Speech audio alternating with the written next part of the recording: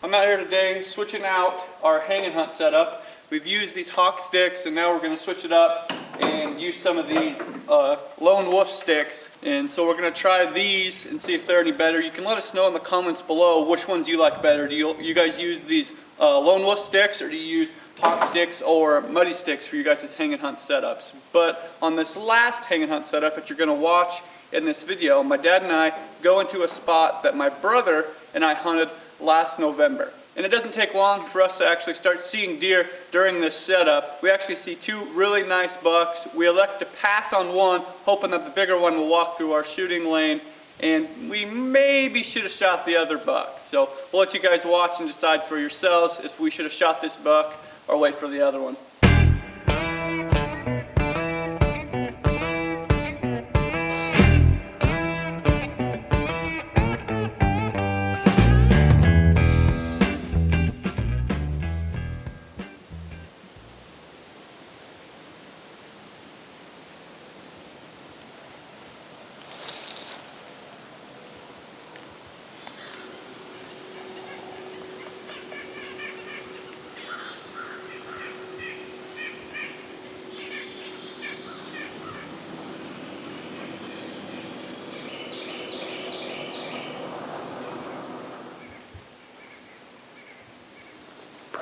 Brody.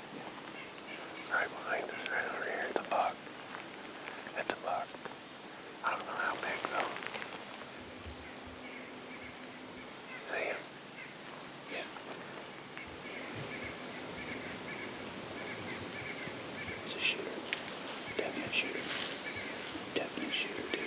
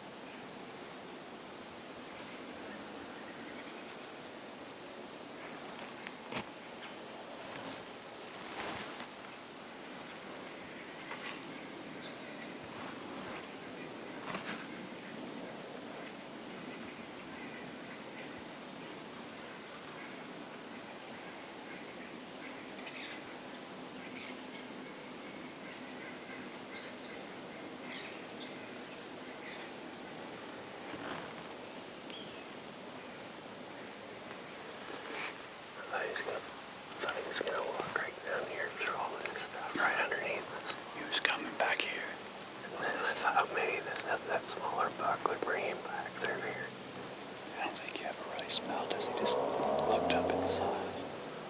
Yeah, and then he only ran about 40 yards over there, and he didn't even run. Yeah. He just. And then he stopped and walked away. But he spooked that bigger one enough to get him. Yeah. Because if that little one wouldn't have been here, that thing's he's gonna walk right. That's what I thought. He's gonna walk right under and he's gonna sit here. I'm thinking now we should have just dropped that one. Yeah, he was getting close enough. I start doing this. He's huge. He's a 6x6. He's got 5 main points, and then he's got a kicker off the top G2 on the left. on both sides. Oh, really? I think I might hang my bow for a little bit there. Brody, see that little buck over here?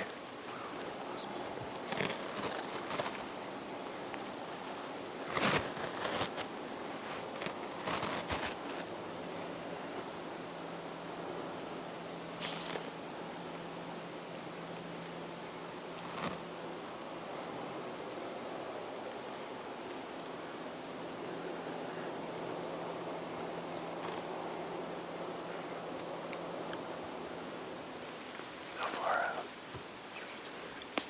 Yeah.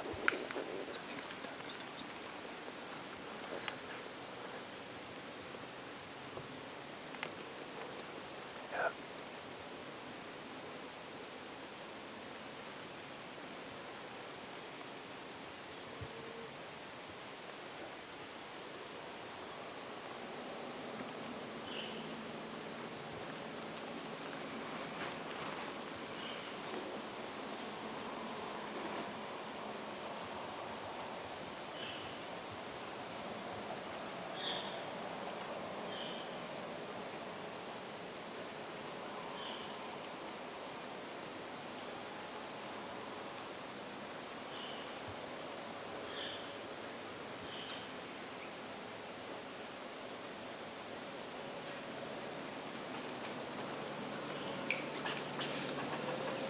It's October 20th right now, and it's probably 9:30, getting close to it. Didn't even have time to really do an opening interview because the minute we got these stands hung up, got everything situated, we were sitting here, we could hear things walking behind me here, and then a little bit later, Dad spotted a really nice buck right back here, coming straight for us, right at the tree. He was down there eating, and then it was just like raking the heck out of that tree right back there. And then that buck that was chasing those does back here, while we were watching that buck, circled around and gave us like a 20-yard shot if we wanted to take him. We decided to pass because that big buck was back here, and I guess hindsight's 20/20. We should have took that shot, but when you have a big buck like that standing right here, coming right down your shooting lane, we decided to pass on him. But that big buck kind of realized something was up. He jumped off, stood over there for the longest time, and walked back off here into this horsetail towards the dry river. So we've got the dry river over here. We've got some alfalfa and CRP to the left, and some bean fields behind us. Most of the time, the deer are coming from those bean fields behind us, working back this way. And that's kind of something to look for, is to look for those transitions. And that buck back here was hugging that transition as he was making his way back down here to bed. So if you're looking for a spot to set up and you want to pinpoint where to sit, look for those transitions, because the buck's going to bed on there and he's going to walk that transition, especially when you get closer to the rut, because that buck can walk the edge of this horsetail grass going north and south, cut all those doe trails, and if he picks up on a hot doe, then he can take that doe trail. Definitely a great spot back here, no hunting pressures. So spot we saved for late October, and it almost worked for us this morning.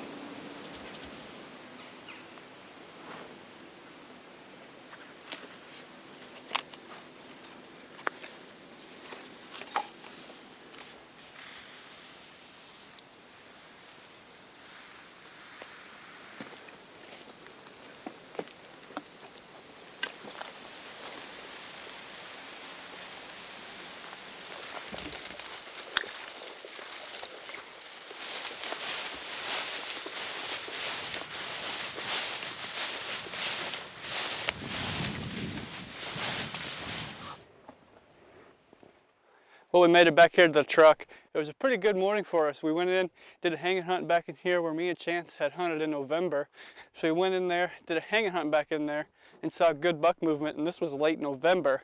So we decided that this year we're going to come in there late October when that rut starts up and get back in there, thinking that would probably be just as good action then as there was in late November. And this morning there was. We got in there, got set up with the hanging hunt. Dad looked back right away and saw a nice buck coming through the woods. Could never get a shot. And then we had another smaller 4x4 that we thought about shooting, circle back around after he chased some does. And he started walking towards that bigger buck and came within shooting range. We could have shot him. He looked up, saw us in the tree, got kind of spooky, which made that bigger buck kind of spooky. They both just kind of trotted off and walked back into the horsetail, but there's no hunting pressure back in there. They're coming off food, bedding in there. You can tell they're real comfortable, so we'll go back in there and hang and hunt here in about a week, and maybe we can put an arrow in one then. As always, thanks for watching, and if you haven't already, please hit that subscribe button down below. Thanks for watching.